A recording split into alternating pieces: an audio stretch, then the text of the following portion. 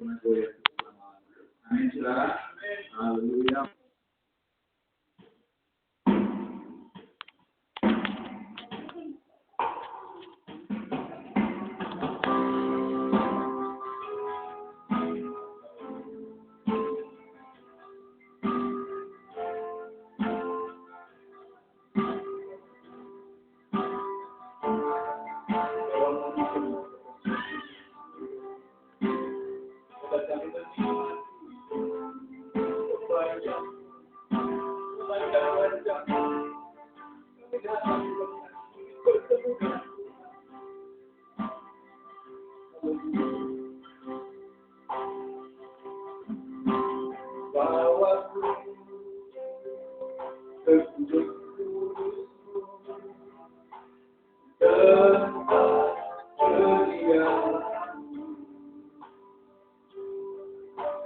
Biar kemuliaan meliputi hidupku dan jiwaku kan dipuaskan. Hanya dekatmu itu yang ku perlu. Kau sumber penghiburan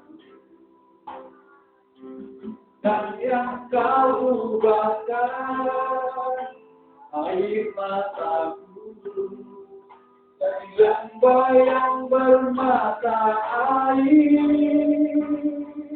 Begitu ku memujimu, Engkau Allahku, mulutku kau dimu dan angkat tangan tanganmu, tinggikan namamu, Yesus kemuliaan bagimu.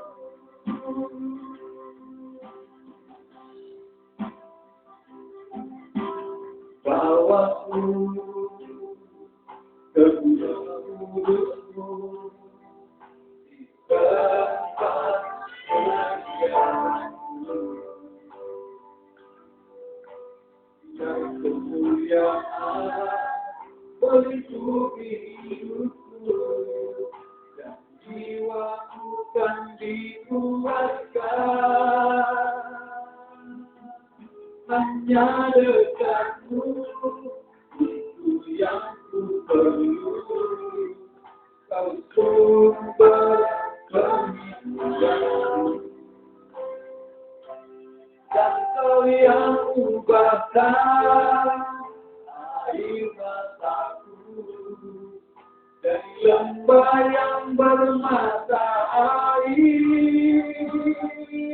Begitu ku memujimu, Engkau Allahku, mulutku dimu dan angkat tangan terbaru, tinggikan namamu, Yesus kemuliaan bagimu.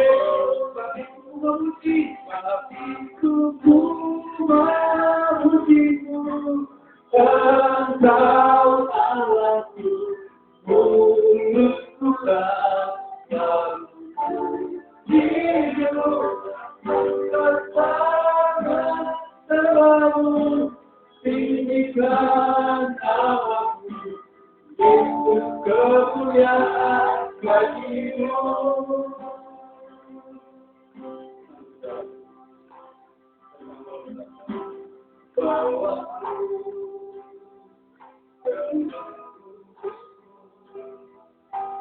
Tempat kemuliaan-Mu,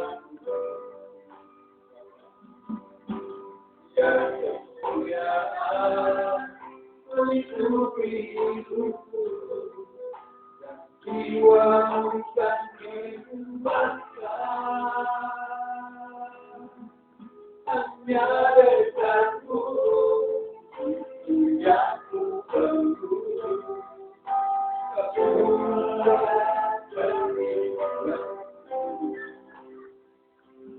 Dan Kau yang ubahkan air mataku lembah yang bermata air, tapi sungguh memujimu, engkau azabku, mulut Tuhan lalu hiburan akan tanah selalu tinggikan namamu.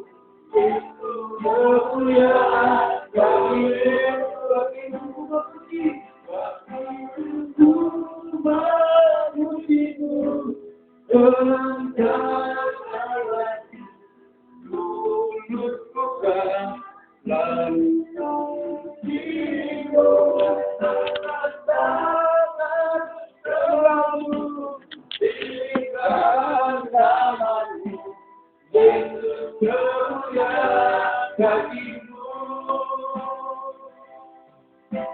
Yesus kemuliaan bagimu, Yesus kemuliaan bagimu.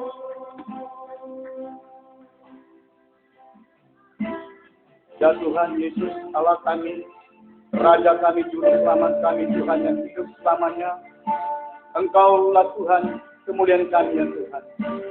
Engkaulah harta kami yang tidak ternilai Tuhan. Tidak sebanding Tuhan dengan emas, karena Engkau lebih berharga dari segala-galanya Tuhan. Engkau yang menyelamatkan hidup kami Tuhan. Yang memindahkan kami dari lumpur dosa ke dalam air kehidupan Tuhan. Yaitu dirimu sendiri Yesus, yaitu air kekal ya Tuhan. Terima kasih Tuhan. Buat hari ini Tuhan, kami boleh Tuhan perkenankan hadir di gereja ini Tuhan. Untuk kami boleh bersama-sama beribadah ya Tuhan. Untuk kami boleh memuji Tuhan, menyembah Engkau Tuhan Allah kami yang maha besar. Karena untuk itulah Tuhan Engkau menciptakan kami, agar kami menjadi penyembah-penyembah benar, yang menyembah Tuhan dalam roh dan kebenaran kami Tuhan. Terima kasih Bapa. Urapilah setiap kami pagi hari ini, berkati Tuhan. Khususnya Tuhan, kami akan belajar firman-Mu. Biarlah ya Tuhan, Engkau menyampaikan firman-Mu Tuhan, lewat hamba-Mu Tuhan yang Kau pilih Tuhan. Hamba-Mu tidak ada apa-apanya Tuhan kalau bukan karena Tuhan. Urapi hamba-Mu sendiri Tuhan. Layakkan ampun dari segala dosa Tuhan, dari segala kelemahan Tuhan. Di dalam nama Yesus Kristus, dihubungkan hamba dengan darah Yesus. Dan berkati semua kami. Urapi telinga kami, agar kami boleh konsentrasi mendengarkan firman-Mu. Dan hamba-Mu akan bersaksi ya Tuhan. Biar kesaksian ini Tuhan menjadi berkat bagi banyak orang dan bagi kami. Untuk kami boleh berjuang hidup dengan iman. Di dalam nama Yesus Kristus Tuhan yang ajaib. Terima kasih Bapa. Kami siap mendengarkan sabda-Mu, firman-Mu. Dalam nama Yesus Kristus Tuhan kami. Haleluya. Amin.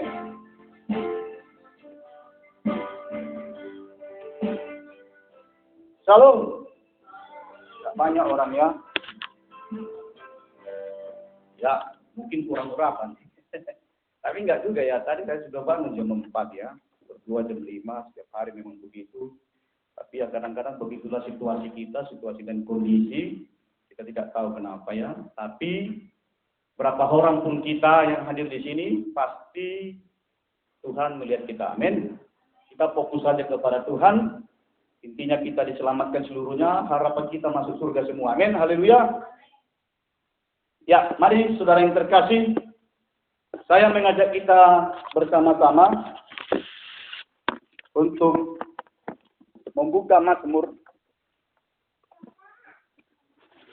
Mazmur 38 ayat 2 sampai dengan ayat 5.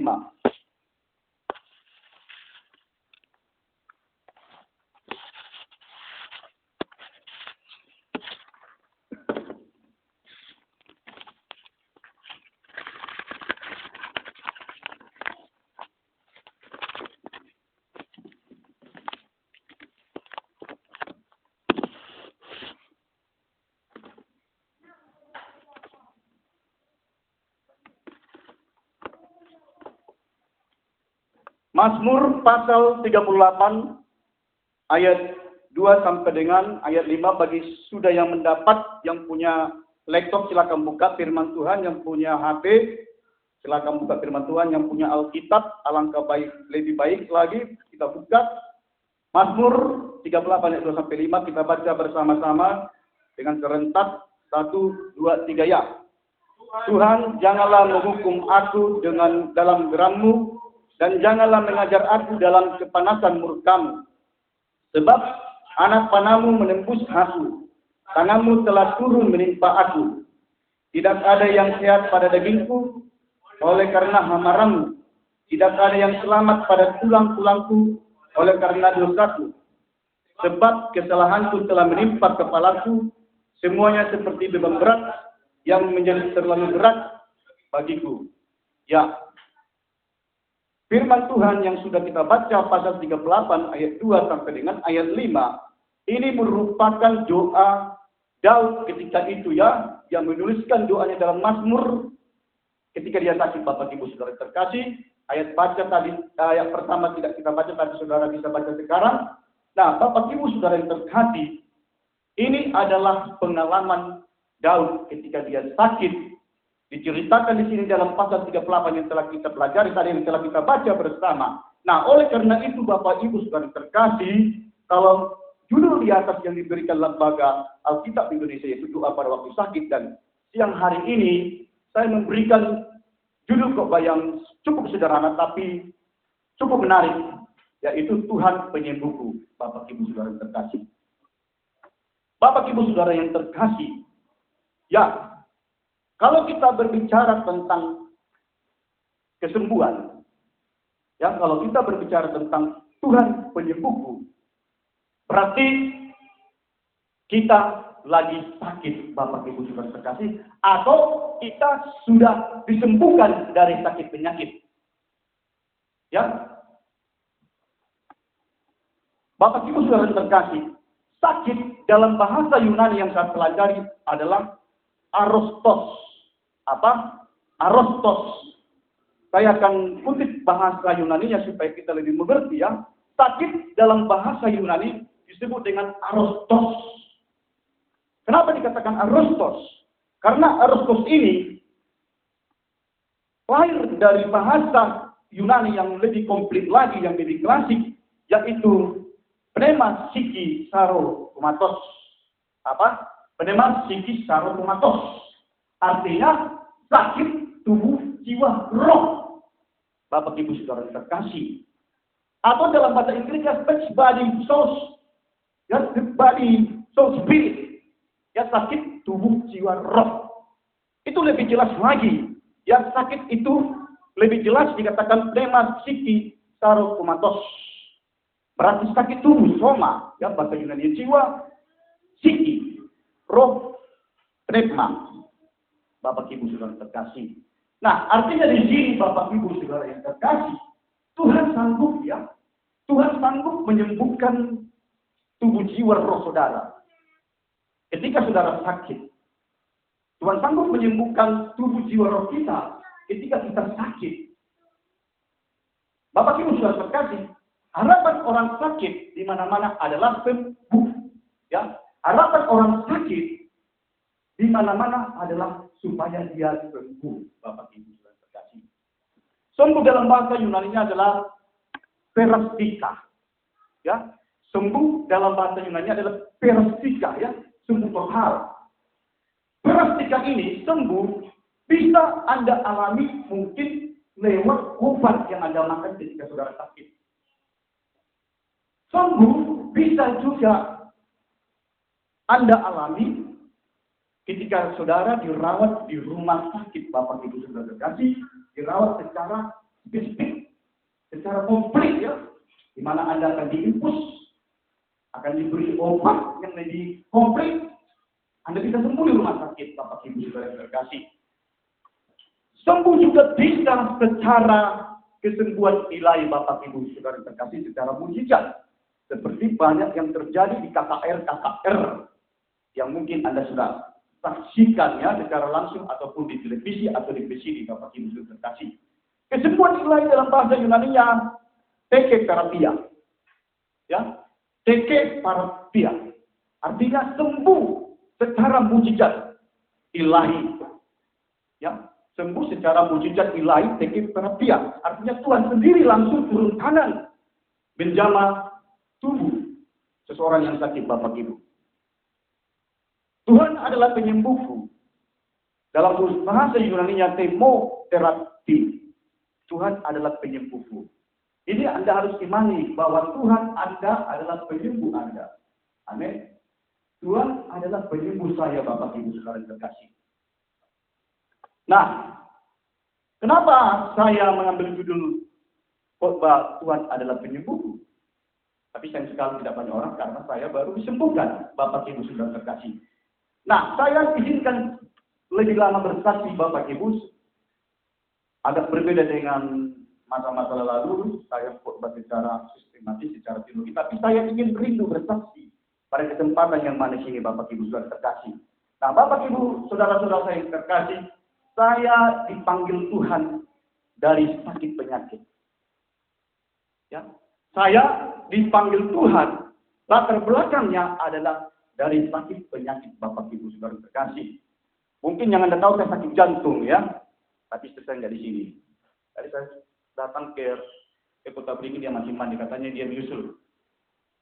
Saya dipanggil Tuhan dari sakit penyakit, Bapak Ibu Saudara terkasih, setelah tahun 1995, ketika saya masih kelas 1 SMA Fransiskus.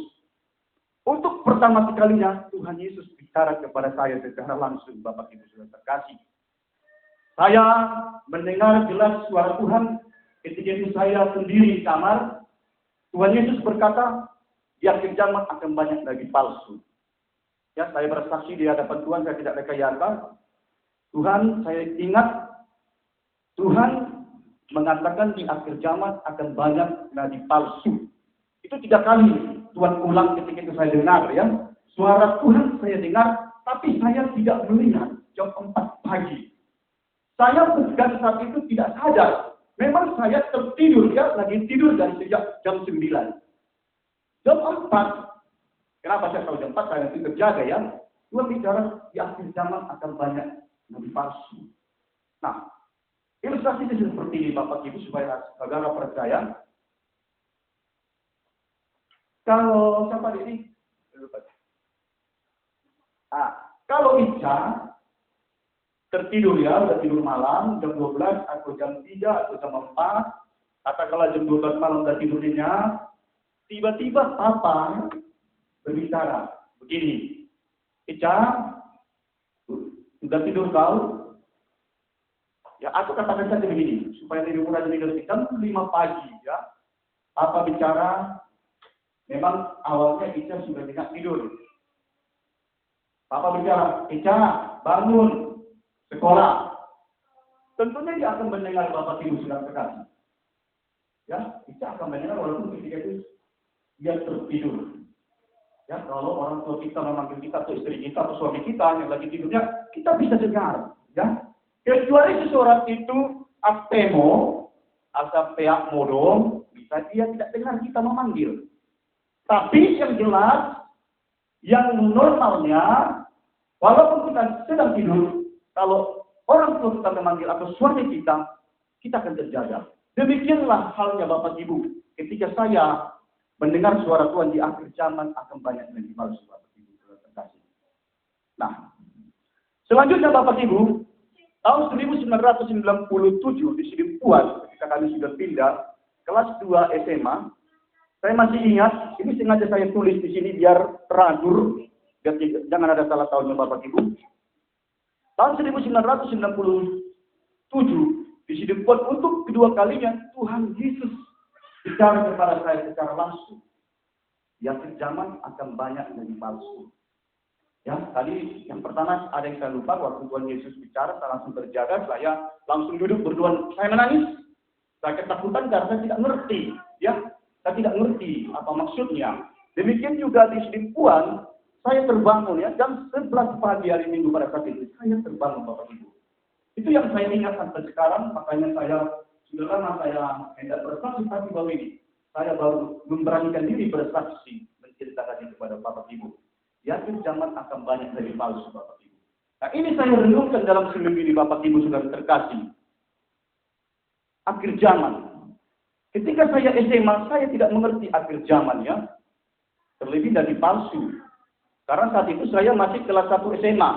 Ya, saya belajar agama Katolik di SMA Fransiskus. Tentunya kami tidak belajar lagi palsu atau akhir zaman. Saya tidak mengerti tentang hal itu. Dan dulu, kelas 1 SMA, saya masih naposopulung HKI, Kuliah Kristen Indonesia di Sipulgeni. Nanti saya, bagaimana saya di GBI, saya akan lanjutkan. Saya tidak mengerti, tapi yang saya renungkan, mungkin akhir zaman ini mungkin ya, masih mungkin. Mungkin dihitung ya, mungkin ini masih mungkin. Rekan-rekan yang saya sekalian, Anda bisa renungkan. Mungkin akhir zaman, awalnya ya, ada fase-fase ya. Mungkin ketika kita mulai memasuki milenium kedua, tahun 2000 ya, kita sudah memasuki hal akhir zaman mungkin kita pilih ya. Kita tidak tahu sampai kapan finish akhir zaman ini sampai Tuhan Yesus, kita tidak tahu ke depan apakah 1000 tahun lagi, kita tidak tahu. Tapi yang jelas, saya ingat di akhir zaman Yesus mengatakan banyak lagi palsu. Ini yang harus kita renungkan Bapak Ibu, lagi palsu. Kalau Anda belajar di Alkitab, dikatakan akan banyak lagi palsu, itu dikatakan akan banyak penyesat. Kita hati-hati ya, akan banyak penyesat. Nah, selanjutnya Bapak Ibu, tidak usah kita perpanjang, Bapak Ibu sudah lebih tahu. Selanjutnya, apa yang terjadi? Sesudah saya 2 kali mendengar suara Tuhan Bapak Ibu. Ini yang saya katakan, saya harus bayar harga. Ternyata saya bayar harga Bapak Ibu. Tahun 1999, di Padang Sidimpuan saya saat itu kelas 3. Saya diguna-guna. Diguna-guna begitu kuat. Saya kena guna-guna begitu kuat sekali. Ikut mama saya ya. Begitu kuat sekali sampai saya ditangani oleh pendeta Kasyombi. Ya, pendeta dari GBI, Gereja Betel. Beliau ketika itu saya ingat sudah berumur 65 tahun. Luar biasa Tuhan memakai beliau. Saya tidak tahu beliau apakah masih hidup. Mungkin kalau masih hidup sudah tua ya. Saya pernah dulu saya bawa Pak Perdiman. Sekali berjumpa dengan dia senang, kami saya peluk dia langsung. Kami bernostalgia. Karena beliau menangis saya 3 hari di rumahnya Bapak Ibu. Ketika saya kena guna-guna ya. Itulah harga yang harus saya bayar. Tetapi ini belum tentu serupa dengan pengalaman Anda nanti Bapak Ibu. Ya. Tapi percayalah, ada harga yang Anda bayar. Ketika Anda berjumpa dengan tidak mudah, ya itu kasih kamu. Bapak Ibu saudara yang terkasih, selanjutnya ya, pihak PLN Sidimpuan merekomendasikan kepada orang tua saya supaya saya dibawa ke Medan, rumah sakit psikater. Ya ini bisa Anda tanya ke orang tua saya, psikater. Karena secara ilmu kedokteran itu penyakit yang rumit dikatakan, itu bisa ditangani spesialis ya dokter, katanya dokter spesialis psikater. Tapi saya mau katakan seperti ini, kalau seseorang kena guna-guna, Anda jangan bawa ya. Lebih bagus ditangani pendeta, yang tangani gereja. Ya karena itu menyangkut spirit, menyangkut roh, ya. Itu menyangkut kuasa kegelapan. Lebih baik Anda melayaninya. Nah, tapi mungkin itulah Tuhan izinkan itu saya masuk psikater. Ada 3 bulan saya di situ Bapak Ibu Saudara terkasih. Saya harus bersama ya. Ini sayang sekali istri saya tidak tahu ini. Belum saya pernah bongkar. 3 bulan saya di rumah sakit psikater Bapak Ibu. Ketika saya pertama kali masuk, dokter memberikan obat keras kepada saya. Yang isinya 50 kapsul. 1 kapsul saya makan ketika di Bapak Ibu Saudara terkasih, langsung saya lemas. Ya, tidak berdaya. Keesokannya juga dipaksa saya makan. Saya tambah lemas Bapak Ibu. Akhirnya saya tidak bisa berjalan. Ya, di rumah sakit saya mau kamar mandi, dipotong, ya, tidak bisa ya. Katanya obat itu, obat keras, diputuskan urat-urat saraf saya ketika itu, Bapak Ibu terkasih. Nah, singkat ceritanya Bapak Ibu, saya cukup menderita di situ. bercampur dengan orang-orang gereja, dengan gereja, orang yang gagal cita-citanya, gagal caleg adalah di situ ya. Tapi itulah Tuhan kasih saya penderitaan begitu untuk menguji saya ya. 3 bulan saya di situ, saya sembuh. Ya, 1 berdua saya sembuh. 3 bulan saya pulang, sudah janggut saya sudah panjang, rambut sudah acak-acakan, ya. Saya pulang ke Semalingkar. Nah, selanjutnya apa yang terjadi Bapak Ibu? Ya, oke, saya sembuh dari psikater, ya. Kemudian, puji Tuhan ya, itu tahun 1999 ya, saya melewati masa-masa itu, ya, masa-masa kritis. Nah, kemudian tahun 2001, kita percepat ya, sebelum saya jelaskan nanti firman Tuhan penutup. Tahun 2001, bulan Desember, untuk pertama sekali saya diundang khotbah di Universitas Nomenven. Ketika itu memori Panggabean ada di situ, masih mahasiswa Fakultas Hukum dia. Ya. Kenapa saya bisa diundang? Anak Mama Joseph Preti Pasaribu, salah satu pengurus agamanya, semacam senat lah kira-kira begitu ya, dia mengundang. Saudara yang terkasih, saat itu tahun 2001 saya masuk SOM ya, belum selesai SOM, saya SOM di GBI Medan Pelajar, masih kelas Holy Spirit, ya belum selesai, nanti saya lanjutkan di Sibolga. Nah, saya di situ diundang khotbah menjelang hari Natal mereka, dihadiri dosen Bapak Ibu, saudara kasih dosen-dosen. Nah, yang saya ingat Bapak Ibu, dalam kesaksian saya ini yang saya ingat, pertama sekali saya mendapat undangan khotbah dan langsung saya terima amplop Rp100.000. Saya bersuka cita untuk ukuran saya ya, untuk kelas saya yang kecil, 100.000 tahun 2001 ya, tahun 2000 sampai 2001 itu sudah tinggi ya. Tapi jangan, kita bukan bicara amplopnya ya, saya mengingat masa lalu saja. Kemudian kita lanjutkan Bapak Ibu Saudara yang terkasih, puji Tuhan ya. Tahun 2001 ini selanjutnya saya ini ya, ini saya juga saya tulis di sini. Tahun 2001 ini selanjutnya saya dikunjungi malaikat Tuhan di tebing tinggi Bapak Ibu. Malaikat, saya bersumpah dengan nama Yesus, tidak merekayasa cerita ini. Saya dikunjungi malaikat Tuhan di tebing tinggi. Di kamar saya, kamar ya, tante saya punya rumah tebing tinggi. Saya berkunjung di situ liburan. Di loteng saya dikunjungi malaikat ya, kira-kira jam 4 pagi. Nah, pertama malaikat itu menunjukkan wajahnya ya. Dia belum menunjukkan wajah kemuliaannya. Tiba-tiba dalam durasi 10 detik Bapak Ibu, dia mengembangkan sayapnya Bapak Ibu. Begitu bersinar Bapak Ibu. Malaikat itu wajahnya wajah perempuan. Saya tidak berbicara kelamin di sini ya. Kalau ada yang kontradiksi mengatakan malaikat itu laki wujud laki apa kelamin, saya tidak bicara kelamin. Saya akan mengatakan kesaksian saya yang saya lihat, malaikat itu yang saya lihat ya, wajahnya wajah perempuan ya. Saya bukan bilang jenis kelamin, tapi wajahnya ya bersinar begitu cantik ya. Nah, setelah itu dia megang salib, menunjukkan salib. Dia tidak bicara kepada saya. Dia menunjukkan salib seperti salib yang dipegang paus, ya, tidak terlalu panjang. Dia tunjukkan begini. Nah, saya tidak mengerti ya apa arti maksud. Malaikat itu tidak berbicara ya.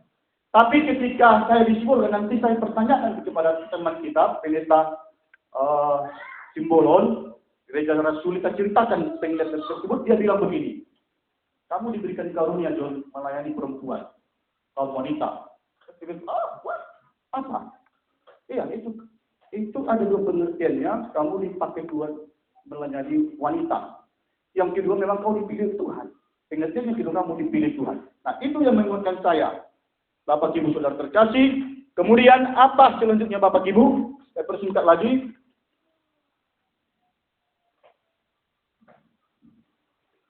Kemudian Bapak Ibu Saudara terkasih ya. Tahun 2002 mulai saya melayani di GBI Tomat. Setelah saya kalah polisi. Ya. Dulu hati saya mendua ya. Antara polisi atau pendeta. Ya. Belum cukup pendirian saya. Karena saya sudah lamar polisi. Datang pilih-pilih, saya kalah. Akhirnya saya buang cita-cita itu. Saya datang ke Sibolga pulang. Saya tinggalkan suami saya ketika itu Bapak Ibu Saudara terkasih. Saya menjumpai Bapak Pendeta Edward Siregar di rumah beliau ya. Saya disuruh datanglah tiap hari, saya jumpa dengan Pak Noah. Selanjutnya di Albertus ya, Albertus masih di Mare-Mare. Bapak ini sudah lama saya tanda ya. Saya kenal Pak Edward, bedanya seminggu ya, seminggu depan saya kenal Pak Noah. Ya, Pak Noah ini sudah lama teman saya, tidak muda, Bapak Ibu sudah terkasih. Nah, tapi Bapak ini pakai Tuhan melayani Matauli. Ya, Matauli. Pansnya banyak. Maklum masih anak muda ketika itu ya. Saya tidak ada pans perempuannya, tapi saya melayani di after sering. Tapi enggak, saya tidak sekarisma beliau. Nah, selanjutnya Bapak Ibu, tahun 2005 saya harus bayar harga lagi Bapak Ibu terkasih. Ya, tahun 2005 saya harus bayar harga lagi. Pak ini istri saya nggak tahu ini. Dia tahu hanya saya jantung ya, stroke dan sebagainya. Tahun 2005 pertengahan tahun ini saya sakit kanker. Stadium rendah ya, hasil ronsen dari dokter Sumorang. Saya tidak tahu sebelumnya karena dokter tidak mengatakan kepada saya secara langsung, dia hanya mengatakan kepada mama saya. Dan beberapa hari atau beberapa minggu saya dengar mereka berbicara kepada abang saya mengatakan, jangan jauh sama si Joni itu, dia punya kanker itu. Lalu saya dengar ya Pak Ibu saya shock ya. Saya shock ketika itu Bapak Ibu sudah terkasih. Sehingga memang saya percaya ya, lihat saya sakit Bapak Ibu. Sehingga tahun 2006 saya menghadiri KKRP di HIN. Tahun 2006 tanggal di sini saya catat dalam buku diare saya 26 Maret 26 sampai 28 3 hari ya. Kanker. Nah, kanker saya ketika itu disembuhkan secara mujizat ya. Langsung itu yang disebut tadi yaitu kesembuhan ilahi teknik terapia. Saya mengalami itu di KKR Benihil ya. Saya hadir ketika itu bersama Joni, tapi Joni duluan. Naik ALS, naik pesawat. Saya tahu Pak Noel juga hadir ya di Jakarta. Tapi tidak menghadiri KKR Benihil. Dia harus berjumpa dengan anak rohaninya ya, luar biasa. Tapi saya dikasih kesempatannya menghadiri KKR Benihil. Ya, itu pengalaman yang luar biasa, saya sembuh. Tapi tadi sekali, dalam KKR itu banyak sembuhkan, Pak Benihil bersuruh bersaksi, begitu banyak orang bersaksi, sampai saya tidak memiliki kesempatan bersaksi Bapak Ibu, saking sudah sampai 3 jam lebih acara KKR. Akhirnya saya tidak bisa bersaksi di podium, saya hanya bersaksi pulang ke kota Sibolga. Ya, sampai saya sembuh, saya tidak merasakan sakit lagi ya. Bapak Ibu sudah terkasih. Tapi, puji Tuhan ya, habis KKR, ketika itu saya menginap di kamar si Doli ya, Pak Doli. Di GBI, Jakarta Pusat. Nah, habis KKR malam hari, saya dikunjungi malaikat lagi. Ya, ini tidak rekayasa. Saya dikunjungi malaikat lagi, tapi malaikat itu tidak menunjukkan kemuliaannya yang begitu luar biasa, sebagaimana yang saya alami di sini ya. Dia hanya sekilas saja ya. Saya ceritakan sama Pak Doli ya. Lalu Pak Doli mengatakan itu pertanda ya. Kamu memang orang pilihan Tuhan. Bukan ya, imanmu kata beliau ya. Bapak Ibu sebelum saya kanker, ini sengaja saya ceritakan karena saya tidak pernah bersaksi komplit ini. Karena saya bergumul ya, dalam seminggu ini, ya saat hati saya rindu ya, yang untuk bersaksinya. Sebelum saya kanker, sebelumnya di tahun 2005, saya didatangi Yesus. Walaupun tidak banyak ya, tapi saya rekam di sini. Memang selama ini kita pakai laptop ya, bisa terekam di YouTube, tapi nanti saya bikinlah gambarnya. Sebelumnya, ya Tuhan Yesus mendatangi saya secara pribadi, di kamar juga, sekitar jam 2 malam. Saya tidur menyamping ya, Tuhan Yesus saya tidak lihat Tuhan Yesus. Tapi saya percaya ya, tapi Bapak Ibu saya bisa bedakan kalau saya didatangi setan dengan didatangi Tuhan. Itu berbeda sekali auranya, berbeda sekali hadiratnya, dan kita merasakan. Kalau kita tidak, karena saya dulu sering juga didatangi setan, karena saya juga terjun dalam okultisme. Kalau saya didatangi iblis, saya tahu itu iblis. Kalau saya didatangi Tuhan, Roh Kudus atau malaikat, saya Anda pasti respect. Ketika Anda didatangi, Anda langsung tahu Roh Saudara, langsung tahu itu Tuhan. Tapi saya tidak melihat wajah Yesus, tapi saya merasakan pelukan Tuhan. Contohnya Ica inilah, lagi tidur Tiba-tiba mamanya memeluk, dia rasakan ya secara fisik. Begitulah Bapak Ibu. Tapi saya harus bayar harga lagi ya. Saya sakit, kanker. Selanjutnya Bapak Ibu, tahun 2008 kami menikah. Ya, tahun 2009, 24 April saya wisuda STT Betel. Ya, sampai tahun 2010, dari tahun 2010 sampai tahun 2019, di sini celakanya Bapak Ibu, saya meninggalkan pelayanan. Dan saya meninggalkan pelayanan 10 tahun. Gara sering komplain ya, beda pendapat dengan istri, saya tinggalkan pelayanan selama 10 tahun. Saya masuk wartawan RSM, Bapak Ibu sudah terkasih.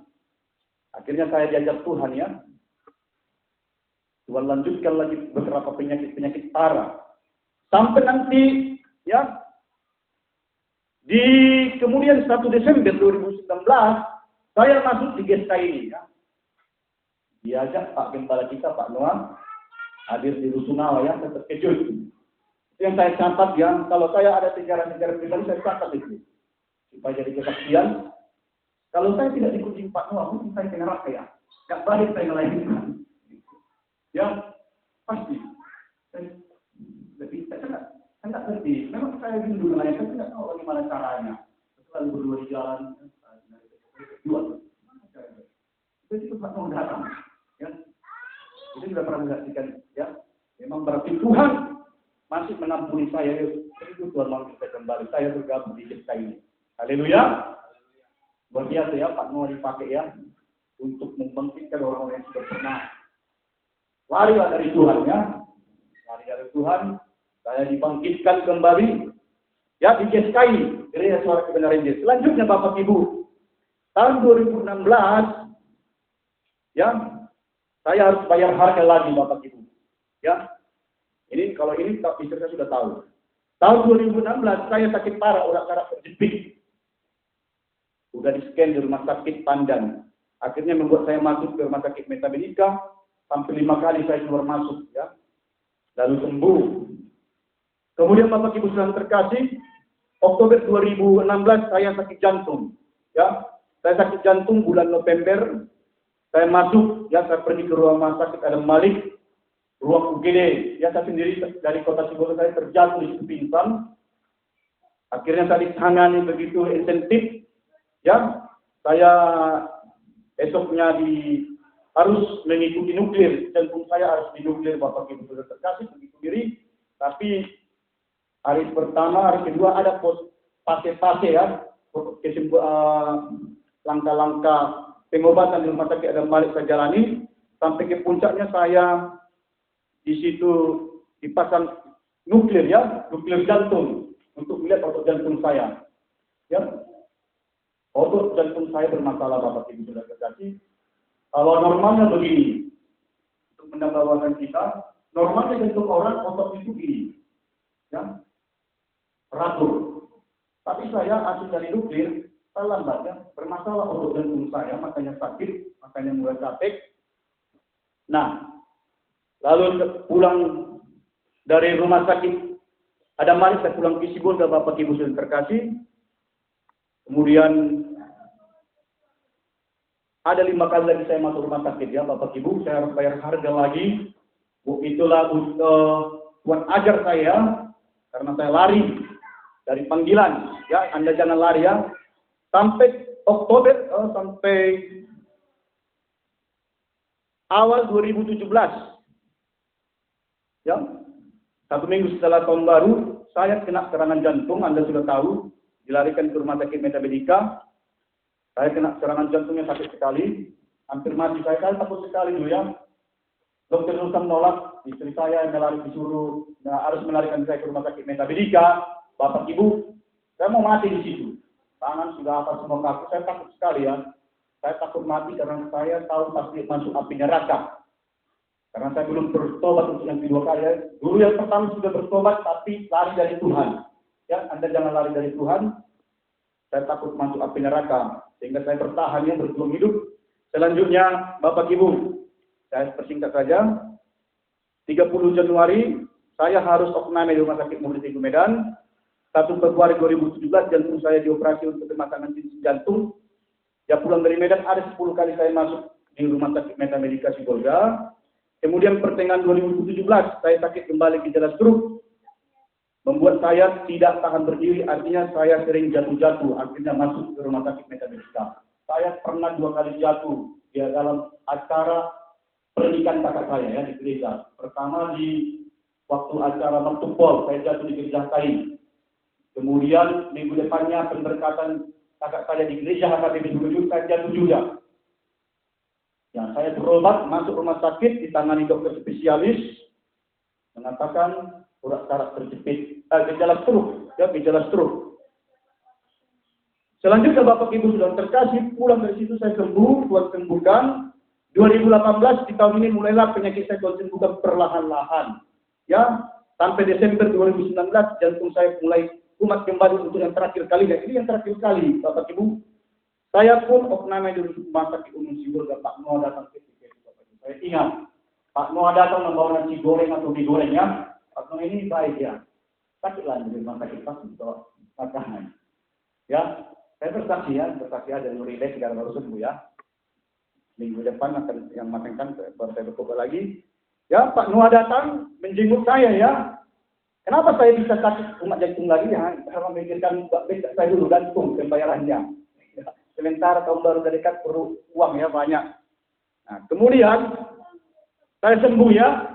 Terakhir Maret ya saya Desember 2019 saya sudah sembuh di rumah sakit.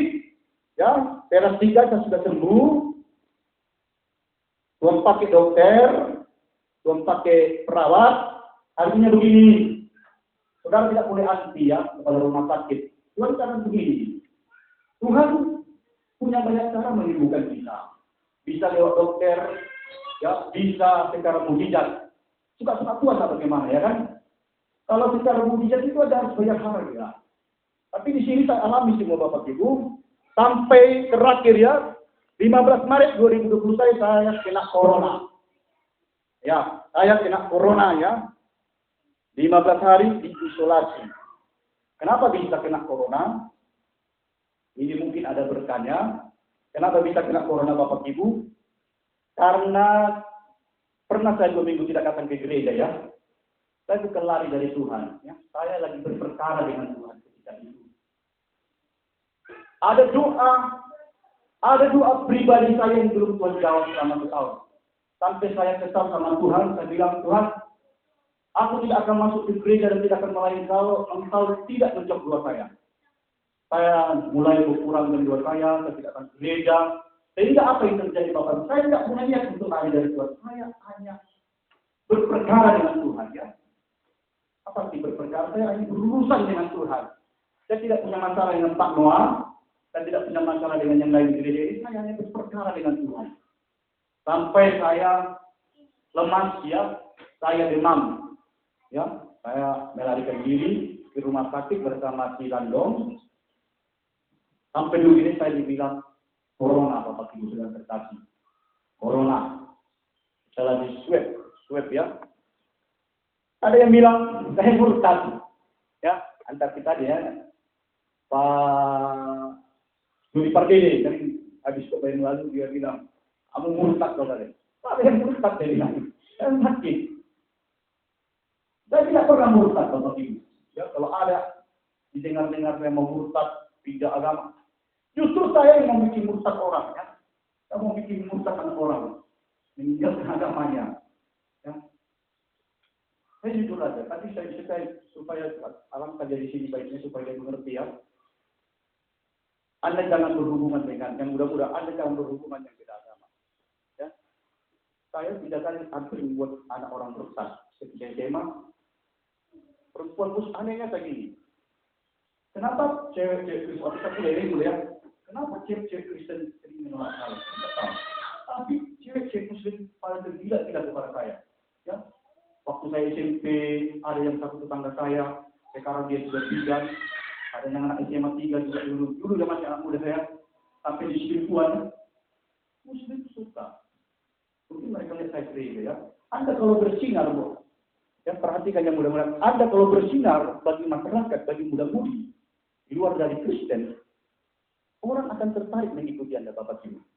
Amin. Amin, adik-adik kami. Tapi ini pesan saya, jangan ya.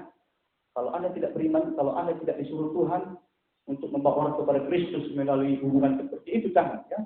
Nanti Anda yang tertarik, Anda yang ditarik ya. Kita sudah punya pengalaman kawan-kawan ya. Ada Yos, ya, tarik dan sebagainya. Jadi tidak benar saya murtad. Impossible ya, saya yang membuat murtad anak orang. Ya, tapi saya kena corona. Ada hikmatnya. Ternyata apa?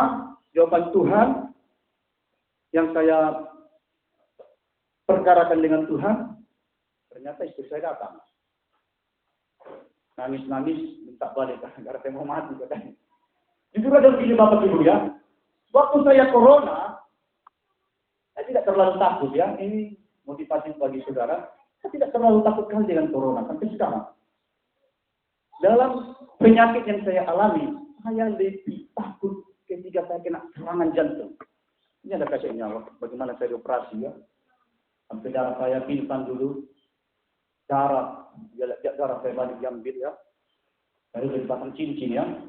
Dari emas. Banyak yang kena, yang operasi jantung meninggal. 1 bulan meninggal itu ada teman kepala sekolah tidak lain meninggal. Dia sudah operasi cincin di Penang, 1 bulan kemudian meninggal. Banyak lagi karena serangan jantung ini begitu mengerikan ya. Teman kita, tetangga kita, orangnya terakhir kena serangan jantung meninggal juga bulan 1 kemarin. Tapi saya bersyukur kepada Tuhan ya. Bukan corona yang terlalu kita takutkan. Amin. Bekerja saja ya seperti biasa ya, sekolah ya. Sampai memang saudara terkasih, 15 hari saya diisolasi ketika itu, sampai hari ke-13, kepala saya semakin sakit ya. Saya semakin demam. Sampai di hari ke-13 ya, kepala saya semakin sakit, Bapak Ibu saudara terkasih. Ya, mungkin digenapi ya, ayat, coba kita buka dulu, ayat 11. Mana di ayatnya?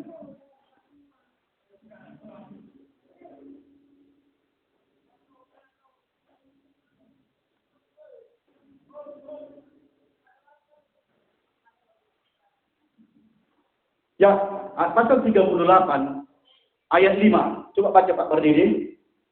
Pasal 38 ayat 5. Sebab kesalahanku telah menimpa salahku. Semuanya seperti bahan berat yang menjadi terlalu berat. Ya, saya bacakan kepada Anda sekali lagi.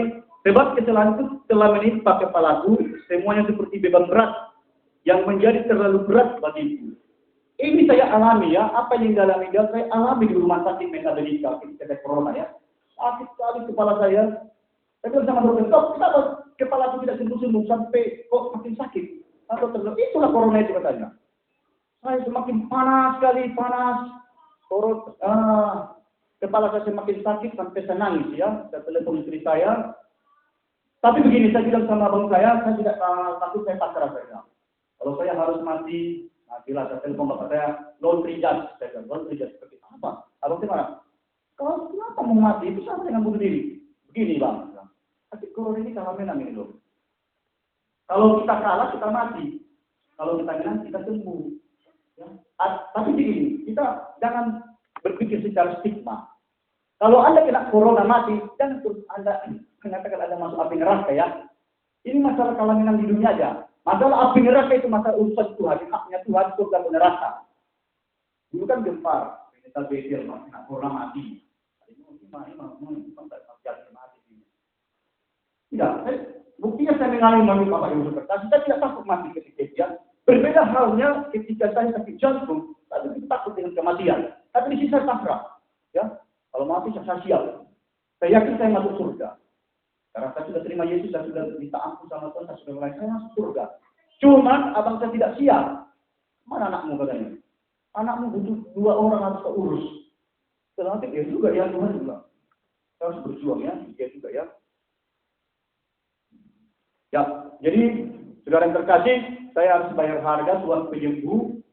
Ya, ada 6 penyakit yang saya alami, saya bayar harga. ketika saya mendapatkan kasih karunia Tuhan, melihat Tuhan, melihat kuasanya, mendengar suaranya, guna-guna yang pertama Tuhan sudah sembuhkan, guna-guna kemudian kanker Tuhan sudah sembuhkan, orang darah terjepit, jantung, gejala stroke sampai corona. Bapak Ibu sudah terkasih. Nah, ayat terakhir saya berikan resep bagi kita ya, walaupun kita tidak banyak. Kita buka Mazmur 41 ayat 1 sampai 5. Mazmur 41 ayat 1 sampai 5. Kita baca bersama-sama 1 2 3 ya. Ya. Mazmur 41 ayat 1 sampai 5. Saya akan tutup kesaksian ini, kita akan baca beberapa ayat. Mazmur 41 ayat 1 sampai 5. Kita baca bersama-sama 1 2 3 ya. Ayat 1 dulu. Mulai dari ayat 1 2 3 ya. Untuk pemimpin kedua Mazmur Daud. Berbahagialah orang yang memperhatikan orang lemah. Tuhan akan meluputkan dia pada waktu celaka. Tuhan akan melindungi dia dan memelihara nyawanya, sehingga ia disebut berbahagia di bumi. Engkau tak akan membiarkan dia dipermainkan musuhnya. Tuhan membantu dia di ranjangnya waktu sakit. Di tempat tidurnya kau pulihkannya sama sekali dari sakitnya. Kalau aku, kataku Tuhan, kasihanilah aku. Sembuhkanlah aku, sebab terhadap engkaulah aku berdosa. Nah, Bapak Ibu Saudara yang terkasih, pasal 41 ini merupakan statement daripada Daud sendiri keyakinannya, sehingga dia mengatakan berbahagialah orang yang memperhatikan orang lemah. Tuhan akan meluputkan dia pada waktu celaka. Ini ayat ini benar-benar akan terjadi dalam hidup saudara yang terkasih. Saya percaya jikalau Anda orang yang suka memperhatikan orang lemah, Anda akan ditolong Tuhan, Anda akan diluputkan Tuhan dari segala mara bahaya, Bapak Ibu saudara terkasih. Amin. Dan ayat ini saya mengalaminya, Bapak Ibu saudara terkasih. Saya dilindungi Tuhan dari segala mara bahaya, Bapak Ibu saudara terkasih. Mara bahaya ini bisa berbicara tentang maut, ya, bisa berbicara tentang kecelakaan, bisa berbicara ketika Anda mungkin diganggu orang. Saya mengalami ayat ini yang sering sekali, Bapak Ibu, ketika saya dihidup Tuhan, saya beberapa kali sering sekali dikeroyok orang. Karena ketika itu saya punya keyakinan bela diri. 5 orang sering mengkorban saya, diluputkan Tuhan. Saya dilindungi dari mereka, sehingga nyawa saya tetap dalam perlindungan Tuhan, Bapak Ibu saudara terkasih. Amin. Ayat ini dikatakan Tuhan akan melindungi dia dan memelihara nyawanya. Ini yang saya katakan. Kalau Anda memperhatikan orang lemah, karena Anda mengasihi Tuhan, Tuhan akan melindungi nyawa saudara. Dimanapun Anda melangkahkan kaki, Tuhan akan melindungi nyawa saudara. Tuhan akan menjaga saudara dimanapun dari segala mara bahaya. Amin, Bapak Ibu saudara terkasih. Sehingga dikatakan, sehingga yang disebut berbahagia di bumi. Engkau tidak akan membiarkan dia dipermainkan musuh. Engkau itu adalah Allah. Ya, Tuhan tidak mengizinkan kita dipermainkan musuh kita, ya, diganggu musuh kita. Saya sendiri mengalaminya, Bapak Ibu saudara terkasih. Saya ketika SMA terlalu banyak musuh saya tidak tahu kenapa begitu, ya. Tapi mungkin itulah proses hidup yang saya jalani. Saya selalu diganggu orang, tapi Tuhan selalu menjaga saya. Di mana saya sering berkelahi dengan orang preman, saya dilindungi Tuhan. Di kampung kelapa saya sering dikeroyok orang, tapi saya selalu Tuhan lindungi.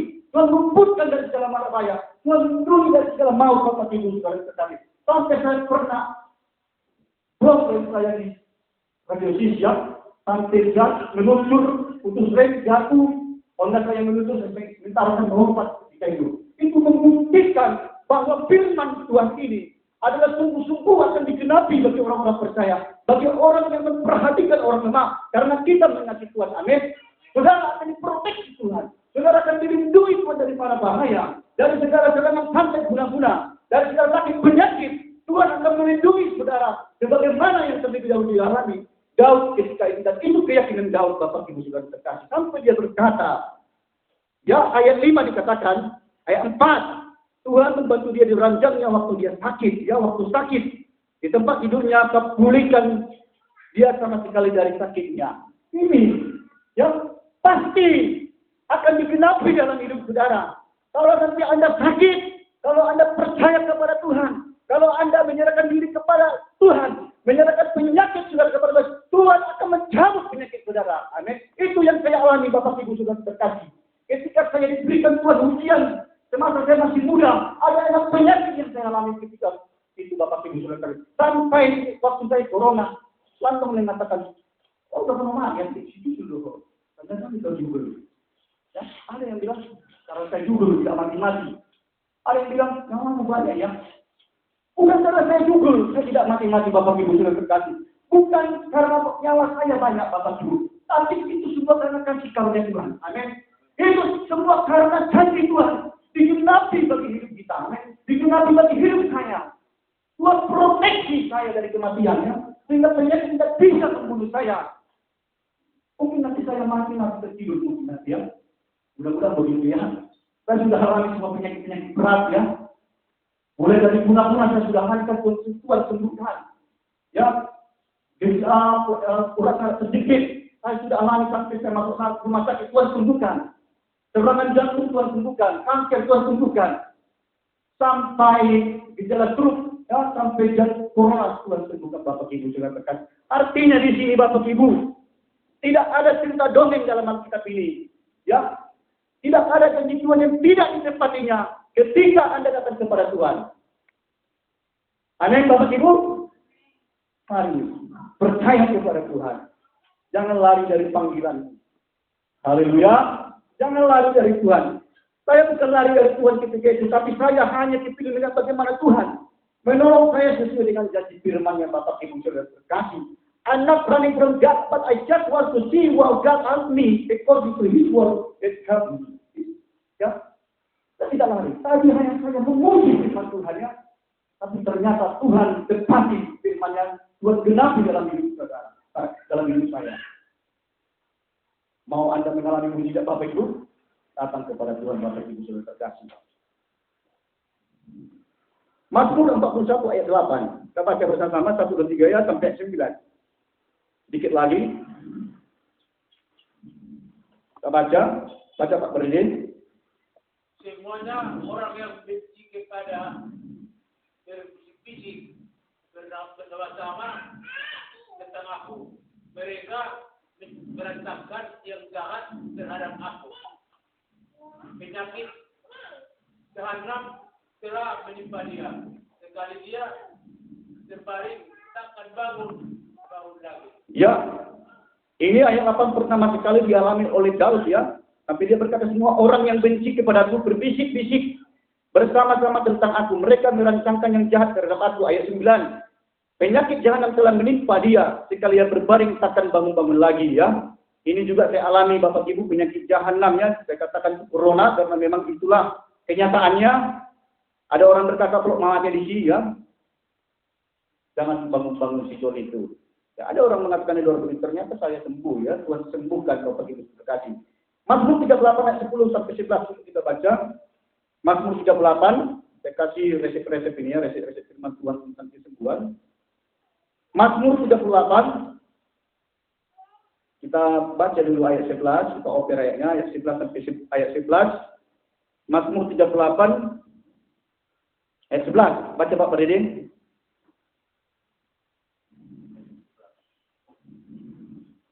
Tentuku berdebar-debar, kotaku hilang, dan cahaya mataku pun sejak daripada aku. Baca ayat 10. Tuhan,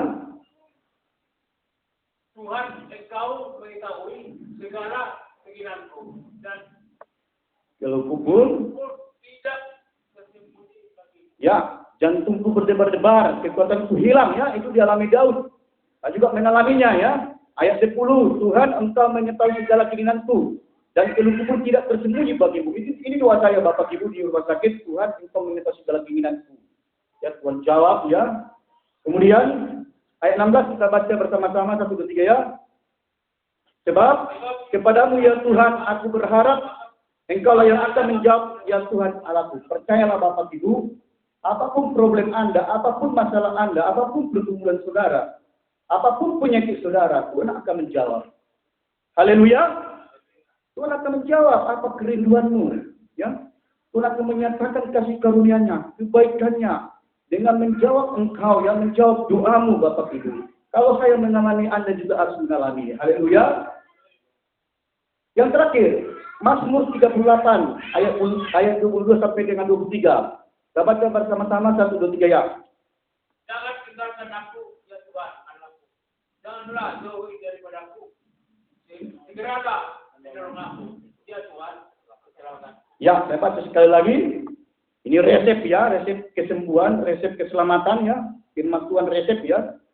Kenapa saya kasih resep? Kata resep karena tadi saya beri judul kesembuhan ya. Janganlah tinggalkan aku ya Tuhan Allahku. Janganlah jauh daripadaku. Segeralah menolong aku ya Tuhan keselamatanku. Ini yang harus menjadi doa Anda. Haleluya, amin. Ini yang harus menjadi doa saya ya. Saya sudah lakukan itu. Ya.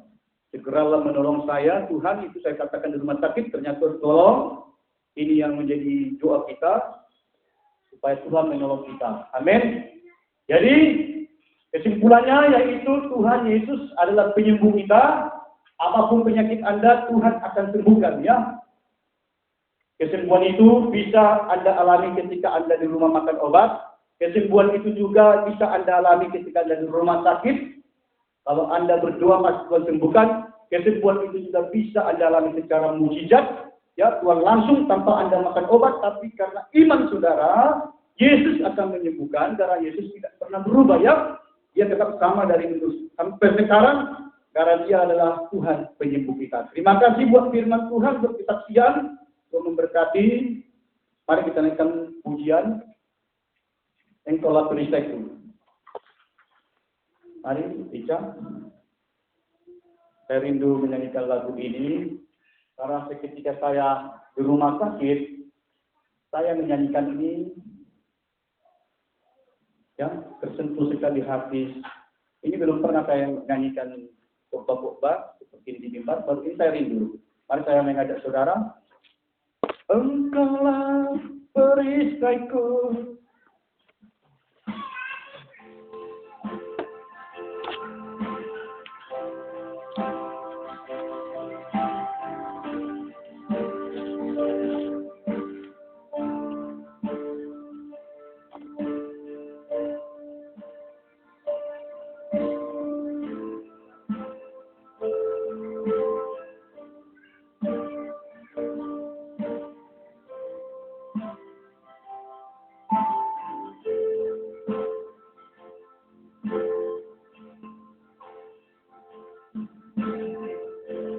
Engkaulah perisaiku saat badai hidup menerpaku. Janjimu Tuhan, janjimu di dalamku, pulihkan jiwaku. Engkaulah perisaiku ya Tuhan. Engkaulah perisaiku saat badai hidup menerpaku. Katakan firman-Mu, firman-Mu di dalamku, tenangkan jiwaku, bukan berdiri di tengah badai dengan kekuatan yang Kau berikan. Sampai kapanpun bukan bertahan, karena Yesus selalu menopang. Bukan bertahan di dalam tekanan, dengan kekuatan yang Kau berikan. Sampai kapanpun tak tergoyahkan, karena Yesus selalu menopang hidupku. Mari katakan dengan iman sekali lagi. Engkaulah perisaiku ya Tuhan. Engkaulah perisaiku saat badai hidup menerpaku. Janjimu ya Tuhan, janjimu Diamlah pulihkan jiwaku, katakanku, kau berdiri ya Tuhan, diri di tengah badan dengan kekuatan yang kau berikan sampai kapanpun Tuhan, sampai kapanpun tak tergoyahkan, karena Yesus selalu menopang. Tuhan berdiri di tengah badan dengan kekuatan yang kau berikan, sampai kapanpun ku kan bertahan, karena Yesus selalu menopang. Bukan bertahan di dalam tekanan, dengan kekuatan yang kau berikan, sampai kapanpun tak tergoyahkan, karena Yesus selalu menopang. Sekali lagi kita katakan, bukan berdiri ya Tuhan, bukan berdiri di tengah badan ya Tuhan, karena Kau memberikan kekuatan kepada kami Tuhan, untuk kami melewati masa-masa krisis kami Tuhan. Ketika kami sakit, Engkau menyembuhkan kami Tuhan, karena Engkau menyembuh kami, Engkau menolong kami, juru selamat kami ya Tuhan.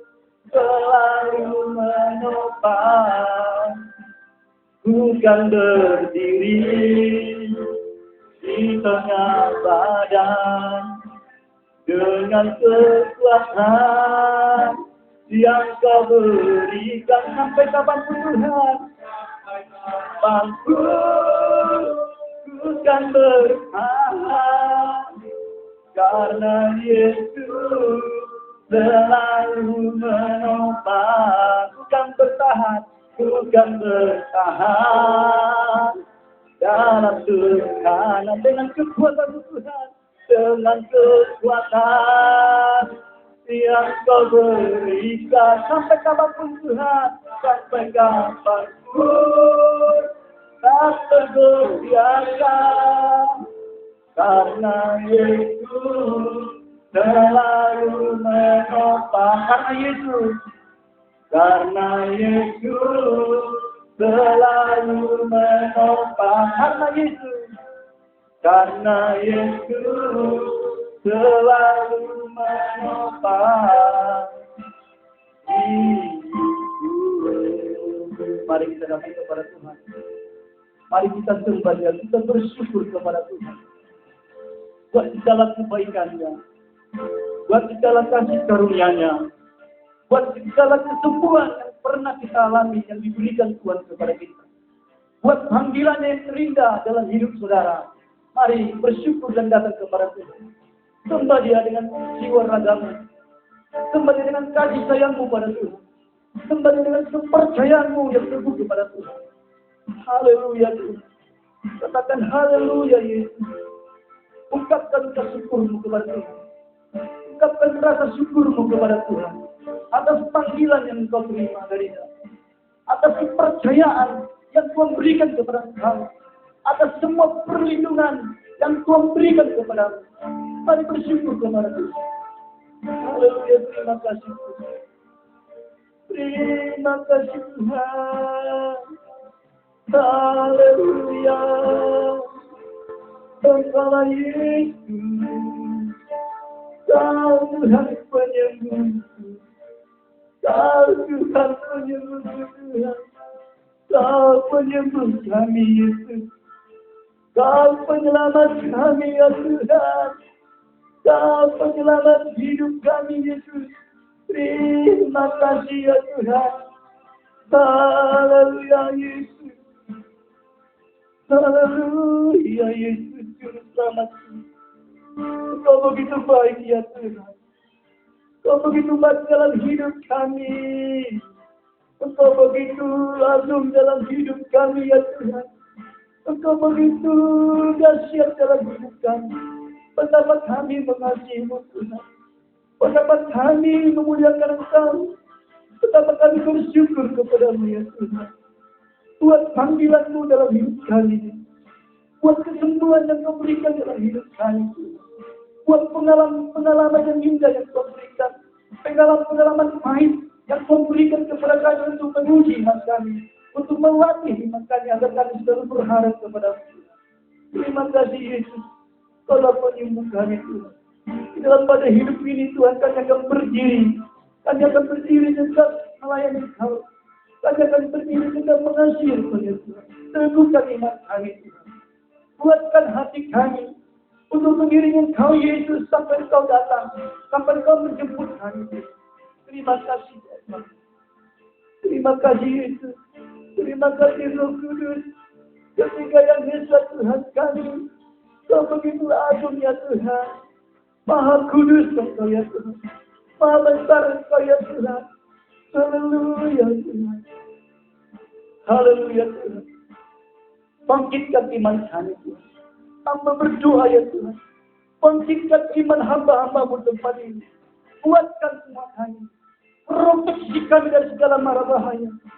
Lindungi kami, naungi kami dari segala maut ya Tuhan. Dari segala sakit penyakit Tuhan. Di dalam nama Yesus Kristus. Kuatkan kami berdiri Tuhan. Di tengah badai. Kami akan melihat kemuliaan-Mu. Kami akan melihat mujizat-Mu. Di tengah badai. Kami akan melihat kebesaran-Mu Tuhan. Kedahsyatan-Mu dalam hidup kami. Atas gereja kami Tuhan. Atas gereja ini. Atas kota Sibolga. Di dalam nama Yesus Kristus. Jadikan Tuhan hamba-Mu tempat ini. Menjadi penyambung lidah-Mu. Menyampaikan suara kebenaran atas setiap gereja. Atas setiap kota-kota. Tuhan pakai hidup kami lebih lagi Tuhan. Tuhan pakai dan urapi kami. Tuhan sertai kami dengan Roh Kudus-Mu Tuhan. Kami akan melihat Tuhan. Engkau akan mengantar jiwa-jiwa untuk datang beribadah di tempat ini Tuhan. Akan banyak orang berbondong-bondong datang beribadah sujud untuk menyemarakan rumah gabungan-Mu Tuhan. Bahkan segala kambing domba kedar akan datang berhimpun di tempat ini untuk menyemarakan rumah gabungan-Mu Tuhan. Sehingga kami akan semakin memuliakan Engkau. Terima kasih Tuhan. Kuatkan kami. Sekali lagi kita katakan, bukan berdiri ya Tuhan. Katakan, bukan berdiri. Berdiri di tengah badan. Dengan kekuatan yang Kau berikan sampai kapanpun Tuhan.